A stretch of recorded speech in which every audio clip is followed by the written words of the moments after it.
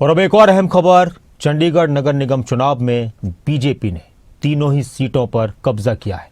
Mayor, senior deputy mayor और deputy mayor, तीनों पदों पर कमल खिला है। बीजेपी चंडीगढ़ में मेयर चुनाव में चैंपियन बनी है। और एक बार फिर से चंडीगढ़ का ये चुनाव क्या पंजाब के लिए कोई संदेश लेकर आया है?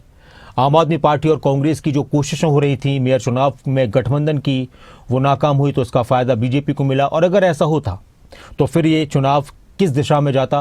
बहुत सारे सवाल थे, लेकिन 18 वोट पाकर सौरभ जोशी जो बीजेपी के उम्मीदवार थे मेयर पद के लिए, वो चुनाव जीत चुके हैं। और अब इसका फायदा चंडीगढ़ को कितना मिलने वाला है? तीनों पदों पर बीजेपी का कब्जा है, इसका कितना फायदा चंडीगढ़ के लोगों को मिलने वाला है? कितना काम हो पाएगा? और चंडीगढ़ में बीजेपी की मजबूती किस लिहाज से आगे बढ़ेगी, ये भी देखने वाली बात होगी। चंडीगढ़ निगम चुनाव में खिला कमल। मेयर, सीनियर डिप्टी मेयर सभी पर बीजेपी का कब्जा। कांग्रेस का एक फैसला और आम आदमी पार्टी का बिगड़ गया गेम। चंडीगढ़ मेयर चुनाव जीती भारतीय जनता पार्टी। चंडीगढ़ पंजाब और हरियाणा की राजधानी, एक बार फिर यहां सियासत का बड़ा संकेत है। नगर निगम चुनाव में बीजेपी के सौरभ जोशी ने जीत दर्ज की है। सिर्फ मेयर ही नहीं, सीनियर डिप्टी मेयर पद पर भी बीजेपी का कब्जा हुआ है।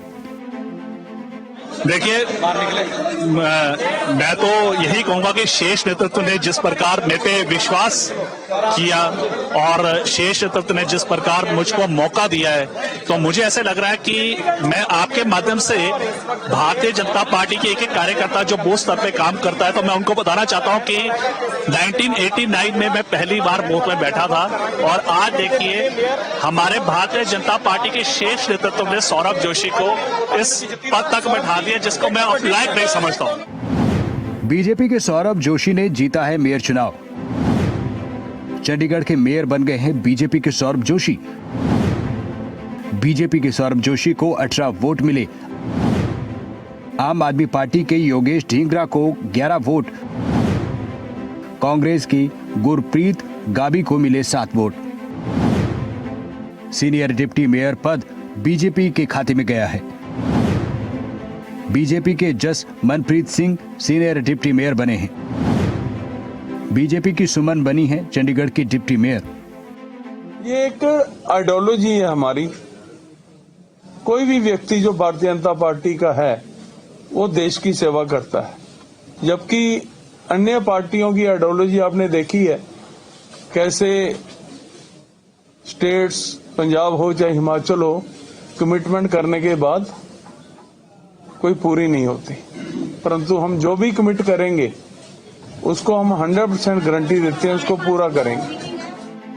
चंडीगढ़ नगर निगम चुनाव का मुकाबला 3 तरफा था, जिसमें बीजेपी, आम आदमी पार्टी और कांग्रेस के बीच टक्कर थी, लेकिन नतीजा एक तरफा बीजेपी के पक्ष में आया। पिछले साल के विवादों से सबक लेते हुए प्रशासन ने वोटिंग के लिए हाथ उठाकर मतदान करने का ऐतिहासिक फैसला लिया। 1996 के बाद पहली बार हाथ उठाकर वोटिंग में बीजेपी को 18, आम आदमी पार्टी को 11 और कांग्रेस को 7 वोट मिले। नगर निगम में कुल 35 सदस्य सदन में बीजेपी के पास 8, आम आदमी पार्टी के पास 11 और कांग्रेस के पास 6 पार्षद हैं और 1 वोट कांग्रेस के सांसद का भी होता है। असल खेल नंबरों का था, लेकिन उससे भी ज्यादा रणनीति का। आम आदमी पार्टी और कांग्रेस ने अलग अलग उम्मीदवार उतारे, वोट बटे, उसी का फायदा मिला बीजेपी को। विपक्ष एकजुट होता तो शायद तस्वीर अलग हो सकती थी, लेकिन सियासत में शायद की कोई जगह नहीं। बीजेपी के लिए यह जीत सिर्फ नगर निगम तक सीमित नहीं, यह संकेत है शहरी वोटर अब भी बीजेपी के साथ है। संगठन की मजबूती, स्थानीय स्तर पर पकड़, अनुशासित रणनीति, तीनों का असर नतीजों में दिखा है। आम आदमी पार्टी और कांग्रेस पार्टी अलायंस करेगी और वो अलायंस करती है तो 18 उनके और 18 भाजपा के, और शायद टॉस होता।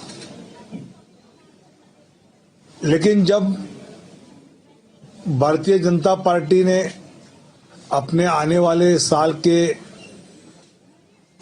विकास के एजेंडा को लेकर अन्य पार्टी के पार्षदों से चर्चा की तो शायद आम आदमी पार्टी और कांग्रेस पार्टी के नेताओं को ध्यान में आया अलायंस के बावजूद भी शायद भाजपा अपना मेयर बिठा पाएगी, तो उन्होंने अलग अलग लड़ने का निर्णय लिया।